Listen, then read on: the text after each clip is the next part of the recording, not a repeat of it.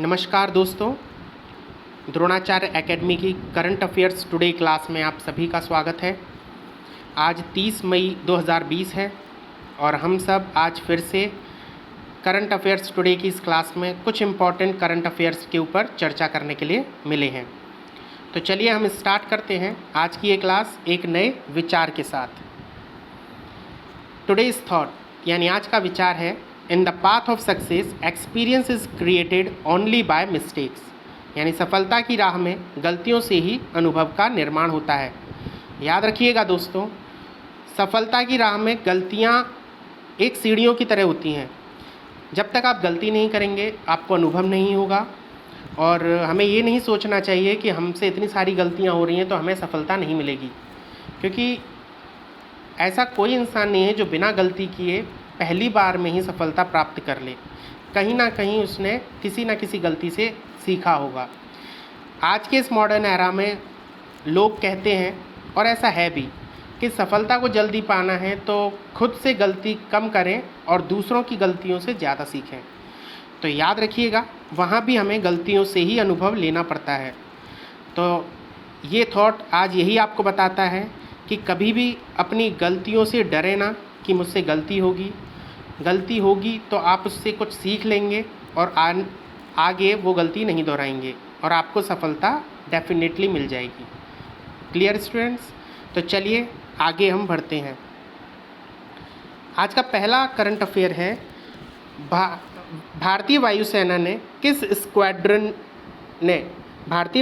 से किस स्क्वाड्रन ने तेजस विमान को शामिल किया।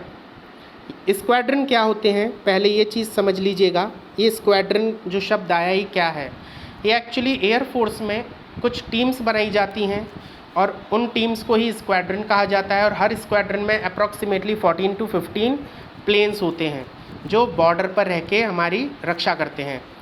तो हमारे यहाँ अप्रॉक्सीमेटली 45 से 50 स्क्वाड्रन की ज़रूरत है। इनकी कमी हो रही थी, इसलिए एक ऐसे स्क्वाड्रन टीम को जो बंद कर दी गई थी उसे फिर से रीएस्टैब्लिश किया गया और उसमें तेजस विमान को जोड़ा गया। मतलब उस टीम में अब तेजस विमान अपनी सेवाएं देंगे। तो ऐसी कौन सी स्क्वाड्रन टीम है, हमें ये बताना है। तो इसमें इसका आंसर है flying bullet. Flying bullet squadron में तेजस विमान को जोड़कर इंडियन एयरफोर्स ने एक नए स्क्वाड्रन को फिर से एयरफोर्स में शामिल कर लिया है। क्लियर? थोड़ा इसको हम और डिटेल में पढ़ते हैं। हम जानते हैं इस समय चीन और नेपाल की सीमा पर, मतलब चीन और नेपाल से भारतीय सीमा पर तनाव चल रहा है ना। और इस समय पर हमारी वायुसेना की दूसरी स्क्वाड्रन में तेजस विमान को शामिल कर लिया गया है। ये दूसरी स्क्वाड्रन है। इससे पहले एक और स्क्वाड्रन टीम थी जिसमें तेजस अभी अपनी सेवाएं दे रहे हैं और तेजस की सेवा लेने वाली ये दूसरी स्क्वाड्रन टीम होगी जिसका नाम है फ्लाइंग बुलेट्स। Okay students. और वायुसेना प्रमुख air chief marshal RS Bhadauria ने सुलूर एयरबेस पर इसकी शुरुआत की है और पहली तेजस की उड़ान में, मतलब पहली तेजस की फ़्लाइट भी उन्होंने ली है। क्लियर? तो यहाँ पे आपको समझ में आ गया। वायुसेना की 18वीं स्क्वाड्रन की स्थापना, ये वही स्क्वाड्रन है जिसमें अभी तेजस को जोड़ा गया है, 18वीं स्क्वाड्रन। इसकी स्थापना 1965 में की गई थी, जिसका आदर्श वाक्य यानी मोटो था तीव्र और निर्भय। Clear students? इसके बाद पाकिस्तान के साथ 1971 के युद्ध में एक सक्रिय भूमिका निभाने वाली इस स्क्वाड्रन ने 15 अप्रैल 2016 को इसे सेवा मुक्त कर दिया गया था। इस टीम को बंद कर दिया गया था और इससे पहले ये MiG-27 विमान की सेवा ले रही थी। इससे पहले इस स्क्वाड्रन में MiG-27 नाम के विमान चल रहे थे। स्क्वाड्रन को अप्रैल 2020 यानी 2020 में फिर से पुनः शुरू किया गया है और इस स्क्वाड्रन को नवंबर 2015 में राष्ट्रपति द्वारा ध्वज प्रदान किया गया था। क्लियर? एयरफोर्स की 18वीं स्क्वाड्रन अब हल्के लड़ाकू विमान तेजस से लैस होगी और तेजस विमान उड़ाने वाली एयरफोर्स की ये दूसरी स्क्वाड्रन है जो अभी मैंने आपको पहले बताया था। इससे पहले जो स्क्वाड्रन है जिसमें अभी तेजस चल रहे हैं वो है 45वीं स्क्वाड्रन यानी 45वीं स्क्वाड्रन टीम। ओके, थोड़ा हम तेजस के बारे में पता करते हैं। तो तेजस चौथी पीढ़ी का लड़ाकू विमान है और फोर्थ जनरेशन का हम इसे मानते हैं, और एरोनॉटिकल डेवलपमेंट एजेंसी और हिंदुस्तान एरोनॉटिकल लिमिटेड यानी HAL द्वारा ये विकसित किया गया है। क्लियर स्टूडेंट्स, यहाँ तक आई थिंक आप सभी को समझ में आ गया होगा। Next question is on which company has developed the world's first contactless visitor management software. इस समय आपको पता है कोरोना संपर्क में आने से फैल रहा है, तो एक ऐसा विश्व का ऐसा पहला संपर्क रहित आगंतुक प्रबंधन सॉफ्टवेयर यानी कि world's first contactless visitor management software एक बनाया गया है एक कंपनी के द्वारा, जिसमें अब हमें कांटेक्ट में आने की ज़रूरत ही नहीं है। क्या होगा, दूर से ही उस व्यक्ति के जो विजिटर होगा उसके टेम्परेचर को नापा जा सकता है और साथ ही साथ कोरोना का खतरा भी नहीं होगा। क्लियर। तो यहाँ पर ये कंपनी का नाम है वैम्स ग्लोबल और इसने जो सॉफ्टवेयर जनरेट किया है उसका नाम है वैम्स सेफगार्ड। ओके, वैम्स सेफगार्ड। Clear students. चलिए next question is who has been authored the book Ickabog. Ickabog नाम की ये पुस्तक के लेखक कौन है? तो इस पुस्तक की लेखक है J.K. रोलिंग। J.K. रोलिंग वही हैं जिन्होंने हैरी पॉटर नाम के प्रसिद्ध उपन्यास लिखे हैं जो काफ़ी चर्चा में भी रहे थे और उनके ऊपर फिल्म भी बनाई गई है। Clear students. चलिए next question is which company has signed MOU with Narmada basin project company limited to fund hydroelectric projects. किस कंपनी ने जल विद्युत परियोजनाओं को निधि देने वाली यानी कि पैसे यानी कि मनी देने के लिए Narmada basin project company limited के साथ समझौता किया है? तो एक ऐसी प्राइवेट कंपनी है जिसने अभी Narmada basin project company limited NBPCL के साथ एक समझौता किया है जिसमें वो अलग नए हाइड्रो पावर प्लांट और दूसरे मल्टी स्पेशलिटी प्रोजेक्ट्स को वो चलाएंगे। ठीक है, तो इसमें ही कौन सी कंपनी है वो हमें पता करना है। तो ये कंपनी का नाम है power finance corporation limited. This is the answer of this question. अब इसके बारे में थोड़ा सा हम पता करते हैं क्या क्या है वो देखिए। 26 मई यानी कि 26 मई 2020 को ऊर्जा मंत्रालय के तहत केंद्रीय सार्वजनिक उपक्रम यानी प्राइवेट कंपनी ऊर्जा वित्त निगम यानी कि पावर फाइनेंस कॉरपोरेशन ने मध्य प्रदेश में 22,000 करोड़ रुपए की 225 मेगावाट क्षमता वाली पनबिजली परियोजना और बहुउद्देशीय परियोजनाएं इनके वित्त पोषण के लिए Narmada basin project company limited के साथ एक समझौता किया है। क्लियर। मतलब ये जो PFC कंपनी है ये अलग अलग प्रोजेक्ट लगाएगी जिसमें से 225 मेगावाट क्षमता वाली हाइड्रो पावर प्लांट इसे लगाना है, जिसके लिए 22,000 रुपये करोड़ का इन्होंने समझौता किया है। किसके साथ? NBPCL के साथ। क्लियर। NBPCL मध्य प्रदेश में स्थित है और ये 225 मेगावाट क्षमता वाली पनबिजली परियोजनाओं के लिए और 12 प्रमुख बहुउद्देशीय परियोजनाओं के लिए क्या करेगी? धन उपलब्ध कराएगी इस प्राइवेट कंपनी को। क्लियर। थोड़ा सा हम इसके बारे में एक डिटेल देखते हैं। पावर फाइनेंस कॉरपोरेशन के अध्यक्ष और प्रबंध निदेशक हैं राजीव शर्मा MD।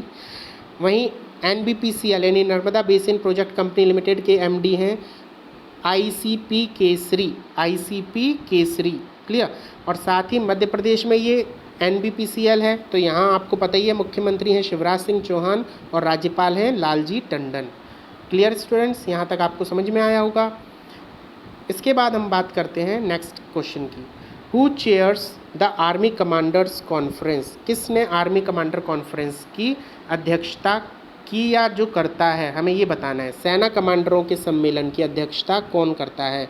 तो गृह मामलों के मंत्री करते हैं, थल सेना अध्यक्ष करते हैं, रक्षा मंत्री करते हैं, नौसेना स्टाफ के प्रमुख करते हैं। तो इसका आंसर है थल सेना अध्यक्ष करते हैं। क्लियर। इसका आंसर क्या है? थल सेना अध्यक्ष करते हैं। ये आपका क्वेश्चन है, आपको मुझे कमेंट में लिख के बताना है कि इंडिया के इस समय current chief of army staff कौन है। क्लियर। ये इनका फ़ोटो है जिससे आप समझ सकते हैं कि ये कौन है। क्लियर।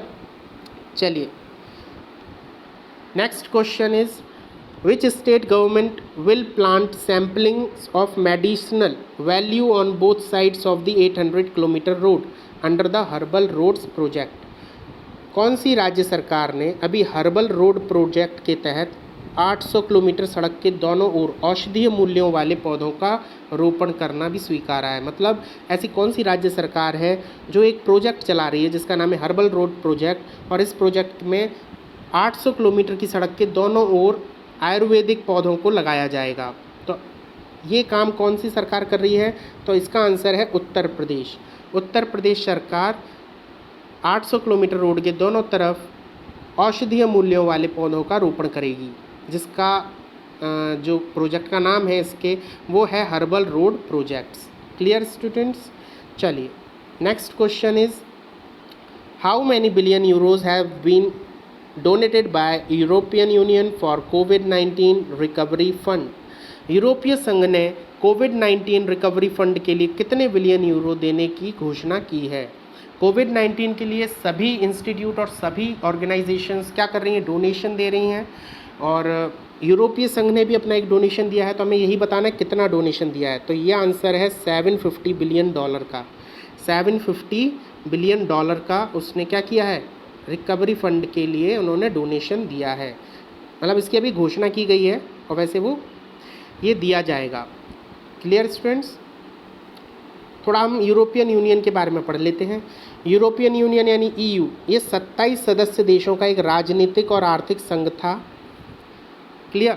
मतलब 28 सदस्य देशों का था पहले, अब ये 27 देशों का हो गया है, क्योंकि 28वां देश जो था ब्रिटेन, इसने 31 जनवरी यानी 31 जनवरी 2020 को यूरोपीय संघ को छोड़ दिया है। ब्रेक्जिट जो घटना हुई थी बीच में, ये वही घटना से, उसी घटना के अंतर्गत ब्रिटेन ने क्या किया था? एग्जिट कर लिया था। किससे? यूरोपियन यूनियन से। क्लियर? ये सभी सदस्य देश यूरोपीय महाद्वीप में स्थित हैं।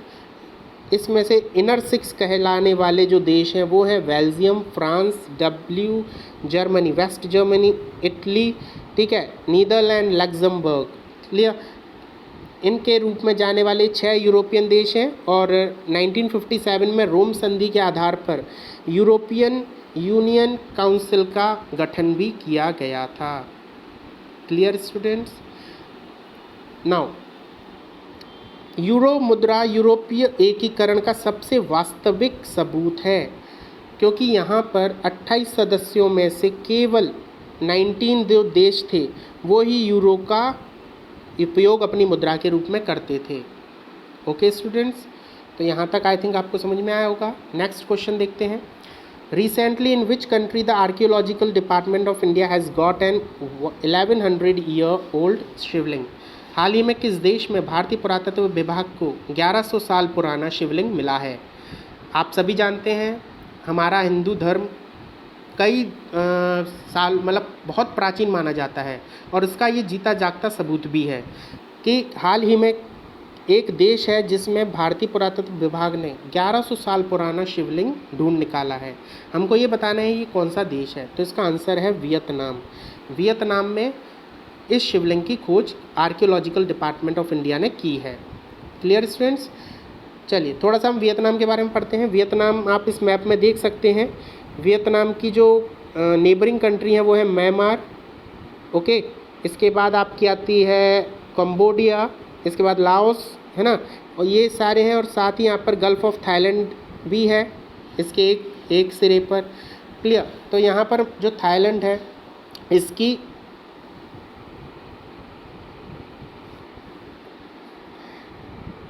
और ये जितने भी ये पांचों देश हैं ये सभी किसके नेबर कंट्रीज़ हैं? वियतनाम के। ओके स्टूडेंट्स, यहाँ पर हमने क्या क्या देखा है देखिए ज़रा। म्यांमार दिखा आपको, लाओस है, थाईलैंड है, कंबोडिया है। ओके, और ये सभी किसके नेबर कंट्रीज़ हैं? वियतनाम के। क्लियर? साथ ही इसकी जो कैपिटल है वियतनाम की ये क्या है? हनोई है। लार्जेस्ट सिटी है हो ची मिन्ह सिटी। यहाँ की जो लैंग्वेज है दैट इज़ वियतनामीज़। ओके, और प्रेसिडेंट का नाम है यहाँ पे NP ट्रोंग। NP ट्रोंग। Clear students? NP ट्रोंग इनको कहा जाता है।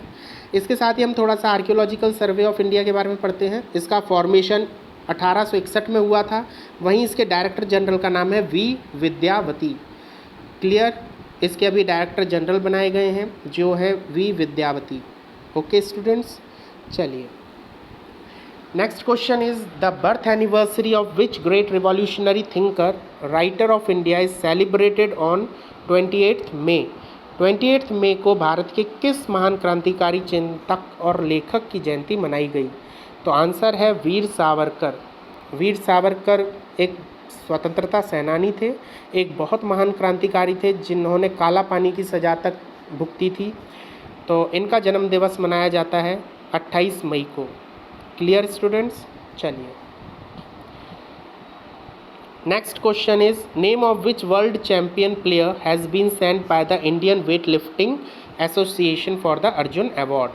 भारतीय भारोत्तोलन संघ ने किस विश्व चैंपियन खिलाड़ी का नाम अर्जुन पुरस्कार के लिए भेजा है? तो इसमें जो खिलाड़ी का नाम इंडियन वेट लिफ्टिंग एसोसिएशन ने भेजा है वो है मीराबाई चानू, क्योंकि इनका जो पिछला रिकॉर्ड है काफ़ी अच्छा रहा है, काफ़ी मेडल्स इन्होंने जीते, कई जगह पर इंडिया का इन्होंने नाम रोशन किया है ना। तो इस चीज़ को देखते हुए इंडियन वेट लिफ्टिंग एसोसिएशन ने इन्हें अर्जुन अवार्ड से सम्मानित करने के लिए एक प्रस्ताव भेजा है। क्लियर?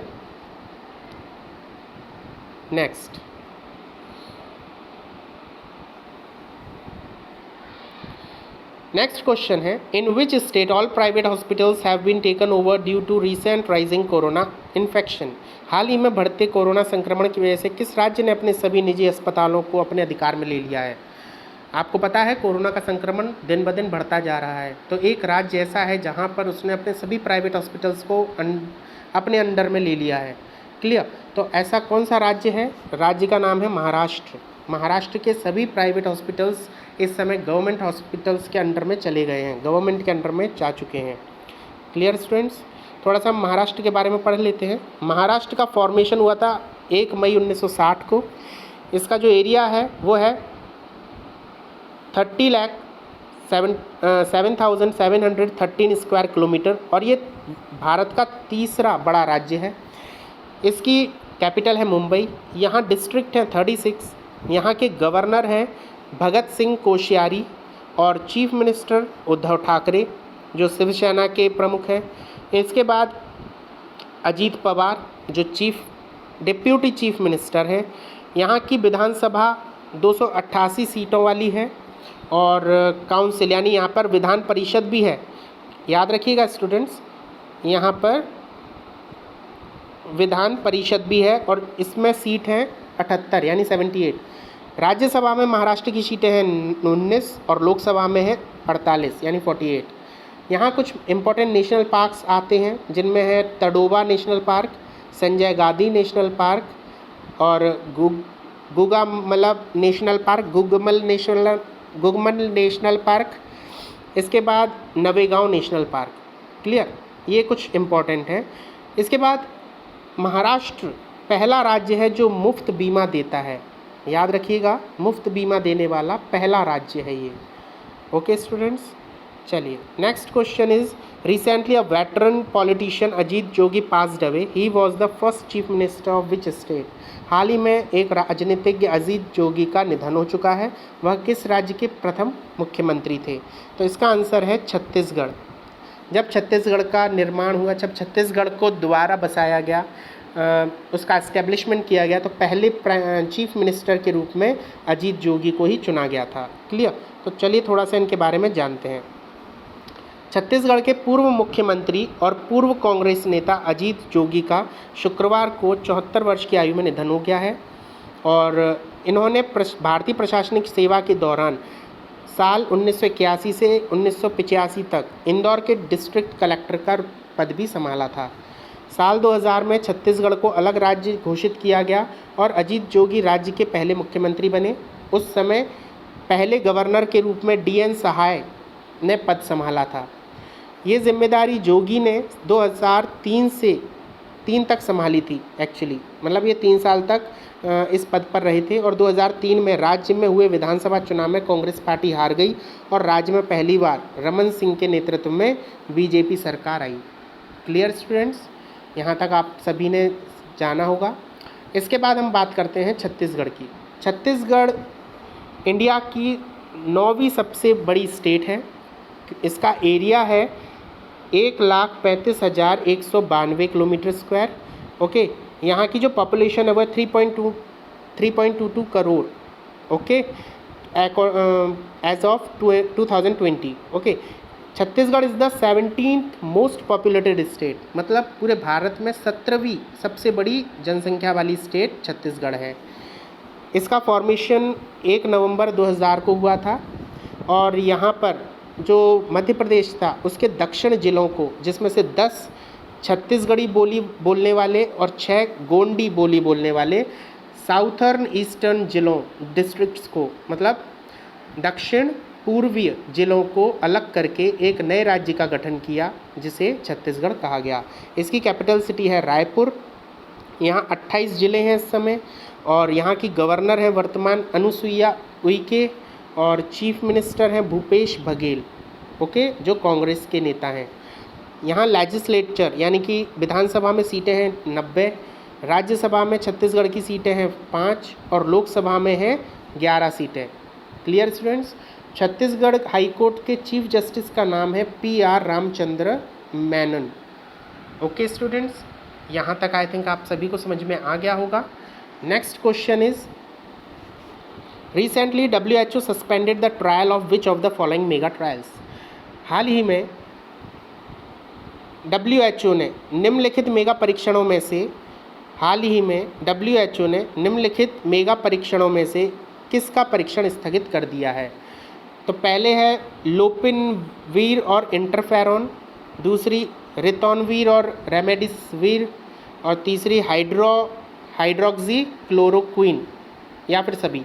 तो आपको पता है हाइड्रोक्सी क्लोरोक्विन ये जो दवाई है इसको आपने काफ़ी न्यूज़ में पढ़ा होगा और इसी का परीक्षण WHO ने बंद कर दिया है कुछ समय के लिए।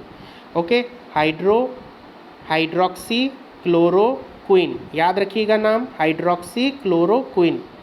ओके स्टूडेंट्स, चलिए थोड़ा सा WHO के बारे में बात करते हैं। WHO is a specialised agency of United Nation responsible for international public health, मतलब पूरे विश्व में सामाजिक स्वास्थ्य के लिए जो रिस्पॉन्सिबल एजेंसी है वो है WHO यानी world health organisation.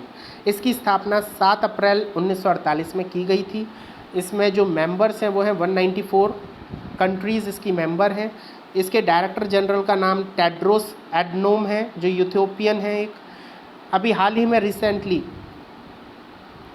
Union health minister Harshvardhan took charge as a chairman of executive board. अभी हाल ही में WHO की एग्जीक्यूटिव बोर्ड के चेयरमैन के रूप में हर्षवर्धन को चुना गया है, जो हमारे यहाँ के कैबिनेट मिनिस्टर थे, जो अभी कैबिनेट मिनिस्टर हैं वर्तमान में, हेल्थ मिनिस्टर हैं। ओके स्टूडेंट्स, तो एक चेयरमैन का पद भारत के हिस्से में आया है और ये बहुत इम्पॉर्टेंट पद है एक्चुअली WHO में, क्योंकि WHO के जब भी बजट की बात की जाती है, जब भी डायरेक्टर जनरल को चुनने की बात की जाती है, तो उसमें चेयरमैन का एक बहुत महत्वपूर्ण योगदान होता है या एक बहुत महत्वपूर्ण उसकी हिस्सेदारी होती है। तो याद रखिएगा, इसके कारण हमारे भारत की WHO एजेंसी में भी एक अच्छी पोजीशन बन जाएगी। Clear students? चलिए next question is the delimitation act is brought about by the parliament after every census under which article. परिसीमन अधिनियम संसद द्वारा प्रत्येक जनगणना के बाद किस अनुच्छेद के तहत लाया जाता है? तो हमें ये बताना है कि परिसीमन अधिनियम संसद में लाया जाता है, प्रत्येक जनगणना के बाद लाया जाता है, लेकिन किस अनुच्छेद के तहत लाया जाता है वो बताना है। तो आंसर है अनुच्छेद 82 यानी कि आर्टिकल 82। चलिए थोड़ा इसके बारे में बात करते हैं। 28 मई 2020 को परिसीमन आयोग ने अप्रैल 2020 में अपनी बैठक के दौरान दिए गए निर्देशों को प्रगति की समीक्षा के लिए एक बैठक आयोजित की। अभी इनकी एक बैठक हुई है 28 मई को, जिसमें उन्होंने राज्य चुनाव आयुक्त का विवरण मणिपुर, आंध्र प्रदेश, केंद्र शासित प्रदेश और जम्मू कश्मीर और असम के राज्यों से प्राप्त किया है। मतलब अभी इन सभी जगह पर क्या हुआ है, जनगणना के आंकड़े निकाले गए हैं, मणिपुर में, आंध्र प्रदेश में, केंद्र शासित प्रदेश जम्मू कश्मीर में और असम में, और यहाँ के आंकड़े भी रजिस्ट्रार जनरल से प्राप्त किए गए हैं। ओके, जनगणना के आंकड़े यहाँ से प्राप्त किए गए हैं। परिसीमन एक्चुअली होता क्या है, पहले ये थोड़ा सा आप देख लीजिए। परिसीमन राज्य विधानसभा और लोकसभा सीटों की सीमाओं को जनसंख्या में परिवर्तन के संबंध में फिर से परिभाषित करने का कार्य करता है। It means delimitation is the act of redefining the boundaries of state assembly and Lok Sabha seats in relation to change in population. जब भी हम जनगणना करते हैं, यानी कि हर 10 वर्ष में हम क्या करते हैं, जनगणना करते हैं, और हर नई जनगणना के बाद क्या होता है, परिसीमन किया जाता है। परिसीमन मतलब यदि आपकी जनगणना में क्या होता है, जनसंख्या में वृद्धि हो जाती है, तो उसके हिसाब से हमें क्या करना पड़ेगा, उनके प्रतिनिधियों की भी संख्या बढ़ानी पड़ेगी, जिससे हमें समान जनसंख्या के समान क्षेत्रों में समान प्रतिनिधि हमें मिल सकें। तो परिसीमन का मुख्य उद्देश्य भी यही है कि विधानसभा और संसद में समान जनसंख्या के समान क्षेत्रों में समान प्रतिनिधि प्रदान करना, क्योंकि यदि जनसंख्या बढ़ेगी तो वहाँ पर फिर क्या होगा, लोकसभा और राज्यसभा की सीट्स भी बढ़ना शुरू होंगी और फिर विधानसभा की सीटें भी बढ़ेंगी, क्योंकि वहाँ पर क्या होगा, जब जनसंख्या बढ़ेगी तो वहाँ पर उनके प्रतिनिधियों को भी बढ़ाना पड़ेगा। क्लियर। तो परिसीमन आयोग द्वारा परिसीमन का कार्य किया जाता है। ये जो परिसीमन का कार्य किया जाता है ये परिसीमन आयोग करता है। Clear students. अब देखिए ज़रा इसके बारे में। अनुच्छेद 82 के तहत प्रत्येक जनगणना के बाद संसद द्वारा परिसीमन अधिनियम लाया जाता है। Okay, after every census under article 82 the delimitation act is brought by parliament. Okay, इस आयोग में कौन कौन होते हैं, रिटायर्ड सर्वोच्च न्यायालय के न्यायाधीश हैं, यानी सेवानिवृत्त न्यायाधीश सर्वोच्च न्यायालय के। दूसरे चीफ इलेक्शन कमिश्नर होंगे, मुख्य चुनाव आयुक्त, और संबंधित राज्यों के चुनाव आयुक्तों से मिलकर ये आयोग बनाया जाता है। परिसीमन का कार्य 4 बार किया जा चुका है अभी तक भारत में। 1952 में हुआ था, 1963 में हुआ था, 1973 में हुआ था और 2002 यानी 2002 में हुआ था।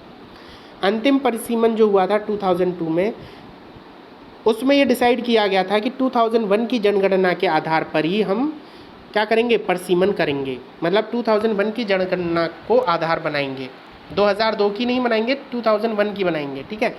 और ये जो कार्य था 2008 में समाप्त हो गया था। क्लियर। यहाँ तक सभी को समझ में आया होगा। तो यही काम है परिसीमन आयोग का। चलिए नेक्स्ट क्वेश्चन देखते हैं। अभी हमारे सामने एक बहुत बड़ी विपदा आई है, आप सभी ने न्यूज़ में भी देखा होगा। टिड्डी दल का इस समय बहुत भयानक प्रकोप हुआ है, जिससे काफ़ी किसानों की फसलें भी बर्बाद हो चुकी हैं। तो हम इसी के बारे में थोड़ा सा पढ़ रहे हैं। निम्न में से कौन सा मुख्य टिड्डी प्रजनन क्षेत्र कहलाता है। मतलब जो ये टिड्डी दल जो होता है ये अपना प्रजनन करता है, ब्रीडिंग एरियाज़ इनके कौन से होते हैं वो हमें बताना है। तो यहाँ पर ऑप्शन है हॉर्न ऑफ अफ्रीका, दक्षिणी ईरान यानी साउदर्न ईरान, ओमान या सभी। तो इसका आंसर है ये सभी इलाकों में इनके ब्रीडिंग एरियाज़ हैं जहाँ पर ये ब्रीडिंग करते हैं। ओके स्टूडेंट्स, थोड़ा सा हम इस मैप को देखें तो आप इससे समझ जाएंगे। देखिए ये हॉर्न ऑफ द अफ्रीका है, ठीक है। इसके साथ ही यहाँ पर आपका ईरान, ओमान है ना, और यहाँ पे हमारा इंडिया है। तो ये जो लोकस्ट है ये जो ट्रैवल कर रहा है जून में, देखिए ज़रा यहाँ से हॉर्न ऑफ द कंट्री से कर रहा है और साथ ही ये इस तरफ से घूमकर पाकिस्तान की तरफ से इंडिया में एंटर कर रहा है। ओके, ये मोस्टली रेगिस्तानी एरिया में रहते हैं, लेकिन खाने की तलाश में क्या करते हैं, दूसरे क्षेत्रों में भी उड़कर चले जाते हैं। ओके स्टूडेंट्स, तो टिड्डी दल के बारे में आपने काफ़ी कुछ पढ़ा होगा कि ये एक बार में 45,000 लोगों तक का अनाज खा सकते हैं। Clear students. तो ये एक बहुत बड़ी समस्या है जिससे इस समय हमारे काफ़ी राज्य, जिनमें मध्य प्रदेश है, महाराष्ट्र है, राजस्थान है, ये सभी इस प्रॉब्लम से जूझ रहे हैं। ओके स्टूडेंट्स, तो चलिए नेक्स्ट क्वेश्चन की तरफ बढ़ते हैं।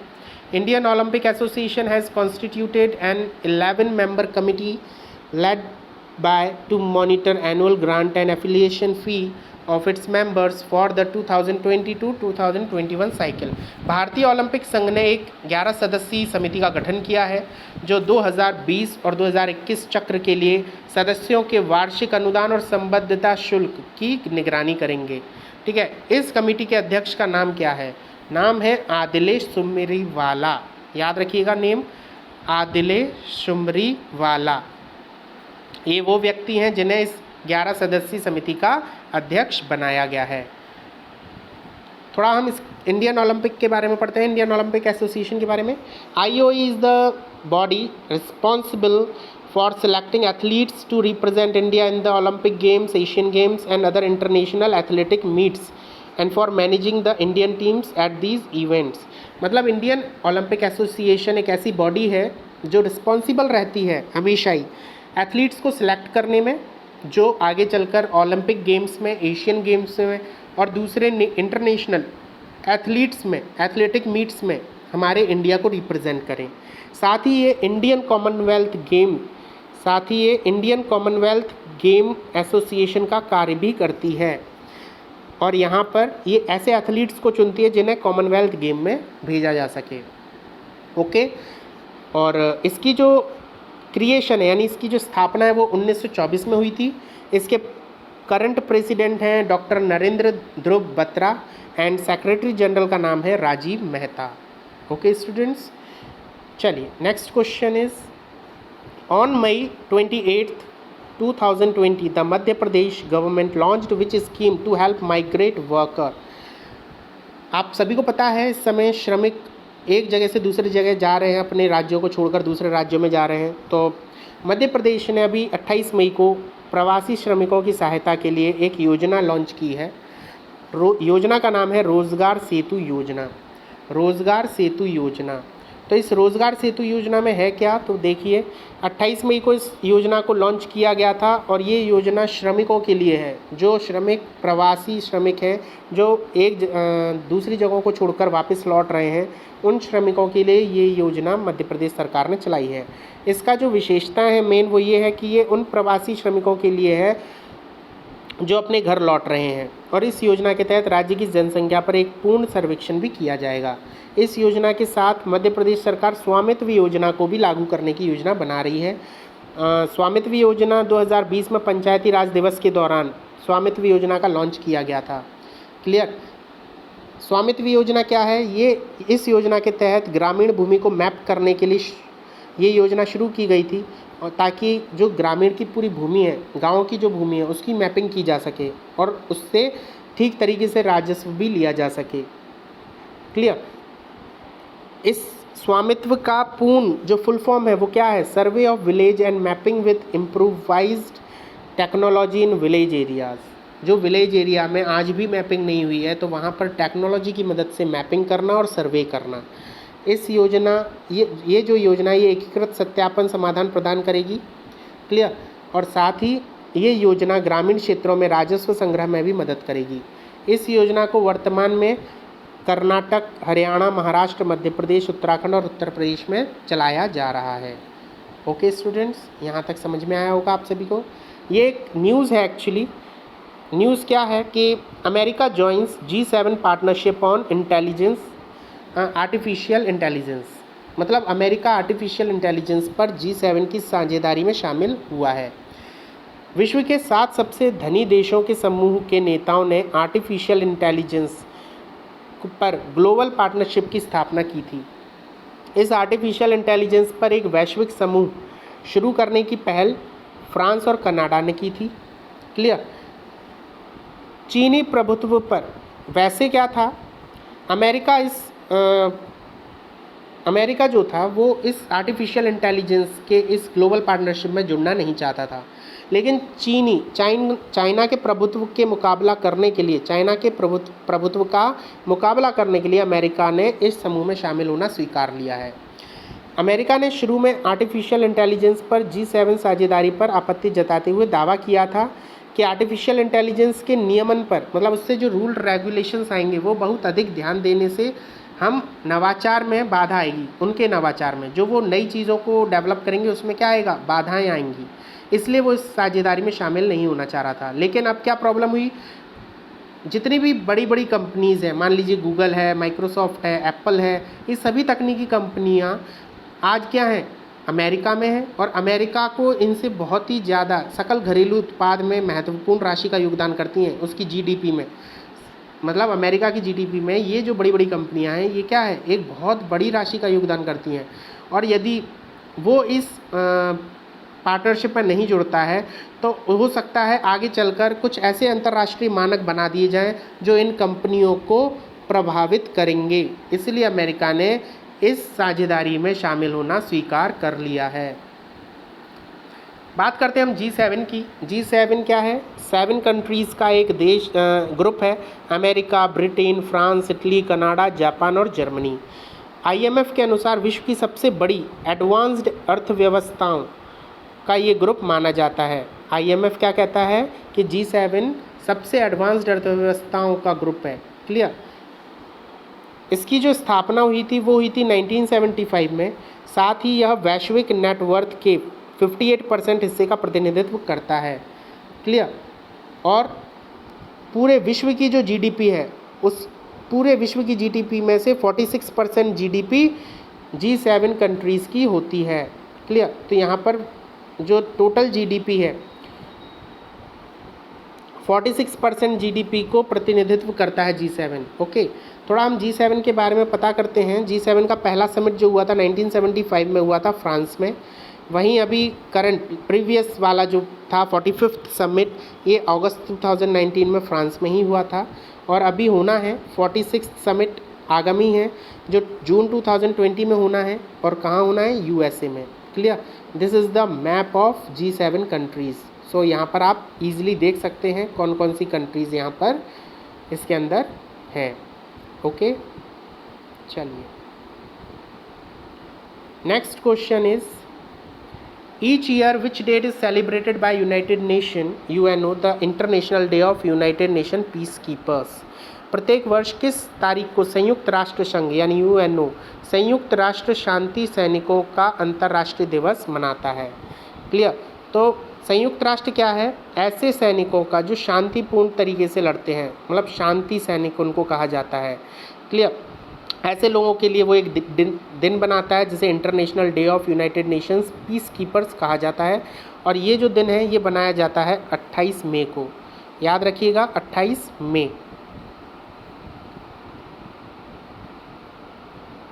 ओके स्टूडेंट्स, सॉरी थोड़ा यहाँ पे मिस्टेक है स्टूडेंट्स, 28 मई नहीं है, यहाँ आंसर आएगा 29 में। ओके, 29 मई को ये दिवस मनाया जाता है।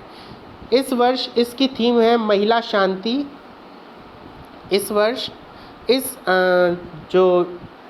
ये जो सेलिब्रेशन है इसकी जो थीम है वो है महिला शांति एवं सुरक्षा पर संयुक्त राष्ट्र सुरक्षा परिषद के प्रस्ताव संख्या को अपनाने की 20वीं वर्षगांठ को चिन्हित करती है। यहाँ पर इसकी थीम है women in peace keeping a की टू पीस, ये इसकी थीम है। ओके, इसका मुख्य उद्देश्य है शांति स्थापना के लिए शहीद हुए सैनिकों को याद करना और उन्हें सम्मान देना। यह दिवस 2003 में पहली बार बनाया गया था। ओके, तो याद रखिएगा 29 मई को इसे मनाया जाता है। क्लियर? और इस वर्ष इसकी थीम क्या थी? Women in peace keeping, women in peace keeping a की टू पीस। ओके, समझ में आ गया सभी को? चलिए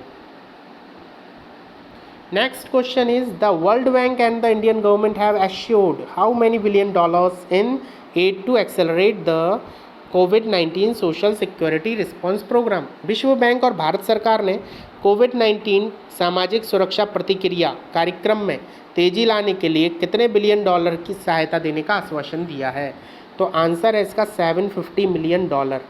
ओके, $750 मिलियन देने वाला है वर्ल्ड बैंक। ओके, भारत सरकार और वर्ल्ड बैंक के बीच में सामाजिक सुरक्षा प्रतिक्रिया कार्यक्रम को लेकर कितने $billion का समझौता हुआ है सहायता का? $750 मिलियन। ओके, क्लियर है? तो चलिए आज हम बात करते हैं जो हमने पिछले लेसन में आपसे क्वेश्चन किया था उसके आंसर की। तो क्वेश्चन था वित्तीय स्थिरता एवं विकास परिषद FSDC के संदर्भ में निम्नलिखित कथनों पर विचार कीजिए। यह एक संवैधानिक संवैधिक निकाय है यानी स्टैट्यूटरी बॉडी है। इसे वित्तीय बाजारों पर उच्च स्तरीय समन्वय समिति के स्थान पर गठित किया जाता है और इस परिषद की अध्यक्षता भारत के प्रधानमंत्री करते हैं। तो इसका आंसर जो है, आंसर क्या है इसका आंसर देखते हैं। सबसे पहला जो बोल रहा है वो ये एक संवैधानिक निकाय है। तो बात करते हैं वित्तीय स्थिरता एवं विकास परिषद यानी financial stability and development council FSDC का गठन दिसंबर 2010 में हुआ था, लेकिन ये एक संवैधानिक निकाय नहीं है, ये एक स्टैट्यूटरी बॉडी नहीं है, क्योंकि इसकी जो स्थापना है वो किसी भी अध्यादेश को लाकर नहीं की गई थी। क्लियर? तो ये कोई भी स्टैट्यूटरी बॉडी नहीं है। तो पहला इसका क्वेश्चन जो हमने पहली बात कही थी, यह एक संवैधानिक निकाय है, ये गलत है। दूसरा क्या बोल रहा है वो, इसे वित्तीय बाजारों पर उच्च स्तरीय समन्वय समिति के स्थान पर गठित किया जाता है। तो चलिए ये भी देखते हैं। तो वित्तीय स्थिरता एवं विकास परिषद का उद्देश्य क्या होता है? वित्तीय स्थिरता को बनाए रखने वाली क्रियाविधि को मजबूत एवं संस्थागत करना और अंतर विनियामक समन्वय को बढ़ाना। ओके, वित्तीय क्षेत्र के विकास को बढ़ावा देना, ये इसके कुछ उद्देश्य हैं। क्या क्या हैं? सबसे पहले तो है कि वित्तीय स्थिरता को बनाए रखना, मतलब पैसा, मतलब जो हमारी मनी है, जो रुपीज़ है, उसको ऊपर नीचे ना हो, मतलब गिरती ना चली जाए।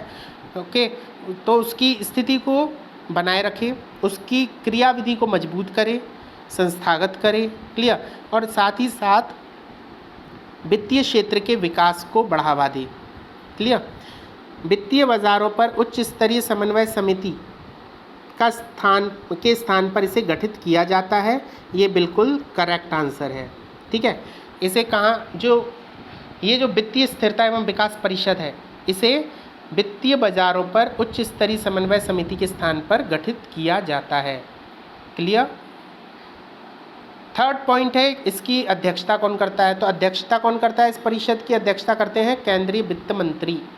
केंद्रीय वित्त मंत्री इसकी अध्यक्षता करती हैं, जो है इस समय हमारी निर्मला सीतारमन।